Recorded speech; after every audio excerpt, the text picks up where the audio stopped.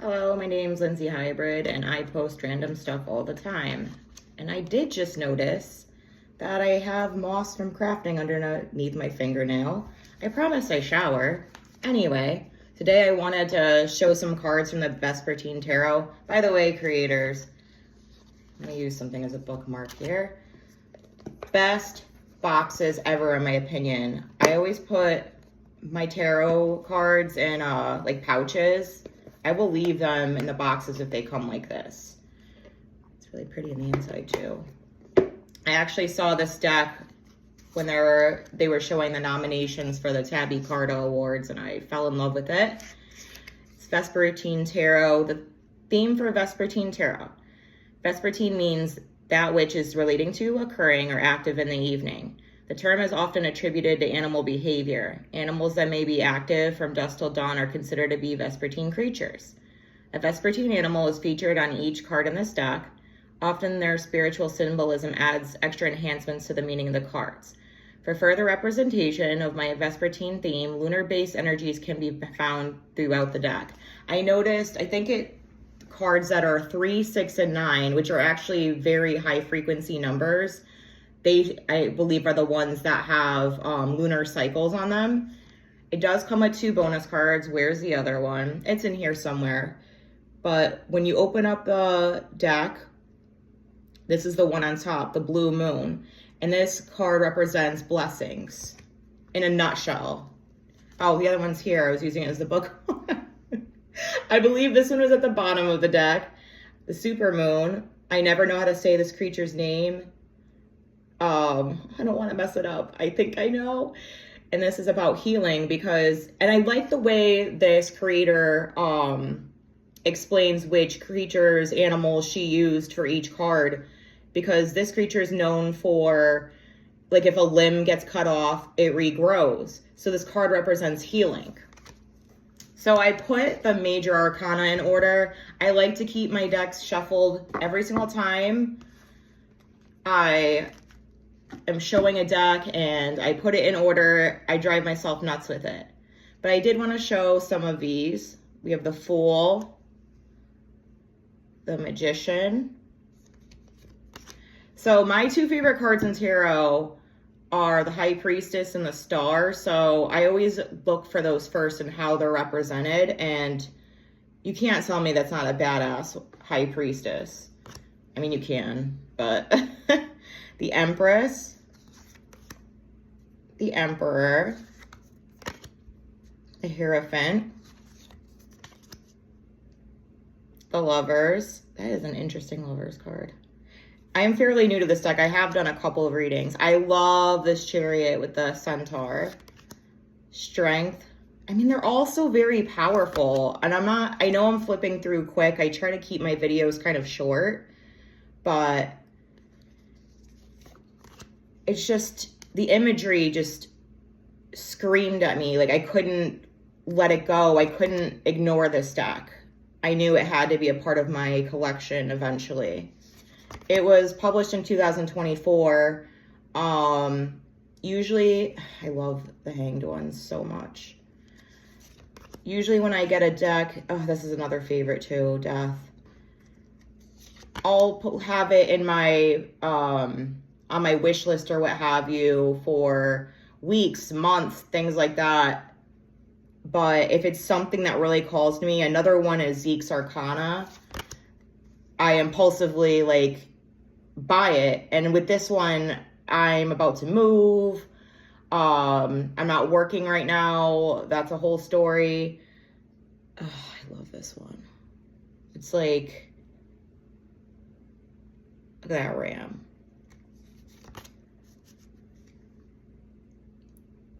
So I sold some things, and that's how I justified buying this deck. That's an amazing Tower one. So Star's my other favorite. It's just beautiful. 2 weeks of me waiting to buy this was way too long. Like, it hurt my soul. As soon as I had the money and was comfortable with my savings, this is another favorite of mine. I mean, I could sit here and go, this is one of my favorites. This is one of my favorites. I mean, this artist is incredible. Look at that. Oh, that coloring. I love the gilded edges too. I don't know if I showed that because this is like, I take 1,000 takes when I make videos because I don't edit. I don't know how to. And then the world. Mine actually has an X1. I think this might have been like a first print error. I just noticed that. So I didn't put the minors in order, but I'll show a few of them. Oh, I love this. I mean, oh, there's so many good ones. Oh, another thing, excuse me, in this deck, the page is represented by the maiden. The knight is represented by, wait, am I getting that right? Yeah. The maiden is the page. The knight, why am I getting hung up on this? Is the mother. Thank you. I just looked down. The queen is the crone. And the king is the sage. Let's see, crone of swords. Oh, I don't even want to stop showing this deck. I don't know how to do the angle where the camera's downward. Oh my God. How most people have their YouTube. I will eventually figure it out. I bought this new ring light and I was like, yeah, I'm gonna be able to do the thing. And okay, so technically this is one I really, really like. Technically I can do it with this camera. I mean, this ring light, but I wouldn't be able to see if like things are in focus or I don't know. I'm weary about it. I don't want to make a whole video and then be like, oh, I wasted 10 minutes of my time or what have you. I love this Two of Cups. How cute is that? There are some decks where I don't like a card or two in the deck. I like the rest of it, but it'll nag at me sometimes. And I'm the queen of rehoming decks too. But I can legitimately say I do not dislike a single card in this deck. This deck is just stunning. And it was, I think I already said this, it was nominated for the TABI CARTA Awards. That's how I found it. That's cute. And I'm just like, this deck should be way more hyped up. That's why I wanted to make this video. I was like, people need to see this. I felt compelled for you all to see it. Okay, so there's actually a oak moon on the, oh yeah, 9. Yeah, it's 3, 6, and 9 where it'll mention moons. And then in the book, it does explain what the moons mean, and how they pertain to the cards.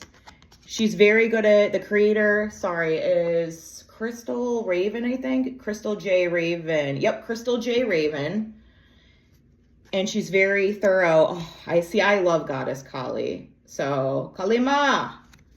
Seeing her in this deck, like, I actually didn't see that the first time around. When I got the deck, I was like, even better. No regrets here. This is absolutely never a deck I'm rehoming. Oh, man. The colors. It's like dark themes, but there's these pops of color that are just so beautiful.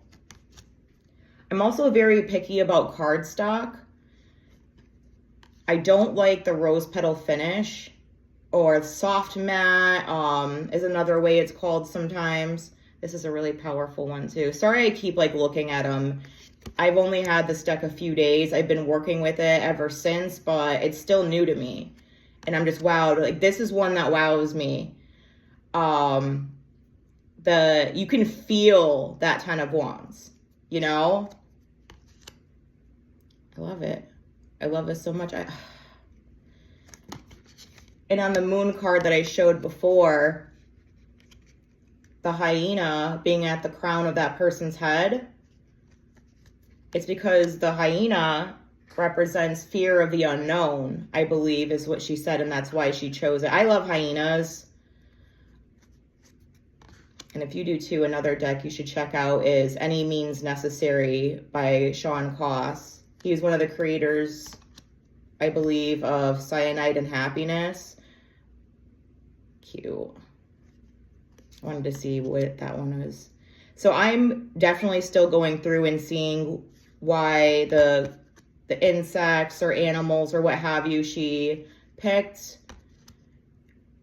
why she picked them for the cards, I mean. And I just really like how everything's described. I really like this pop of color and all that like movement is really beautiful. I usually don't sit here. Oh my God.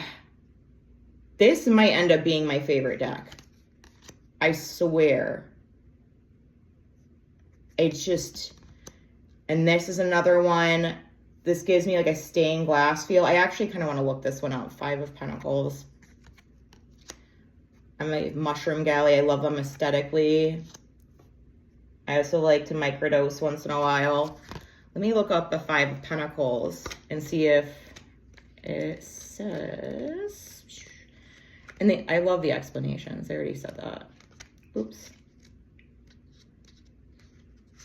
I've been crafting like a loon, and I had to put this down because there's craft remnants everywhere. They're under my fingernails. 5 of Pentacles. It has your keywords and reverse.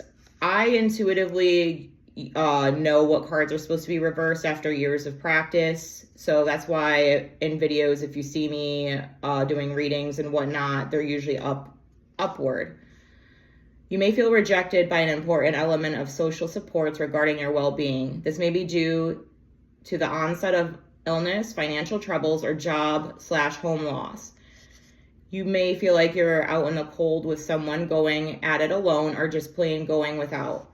While there may be pressing events of scarcity, present in your life. Additionally, this card asks you to access your relationship to themes of lack, not recognizing supports when they appear, and general victim mentality. Skunk teaches independence, but through mindful tending of resources. The stained glass window. Okay, so it was stained glass. That's what I thought, but that's why I was curious. The stained glass window behind him is the promise of warmth and support if you are walking towards a greater sense of faith and resolution. Isn't that just such a beautiful description? And just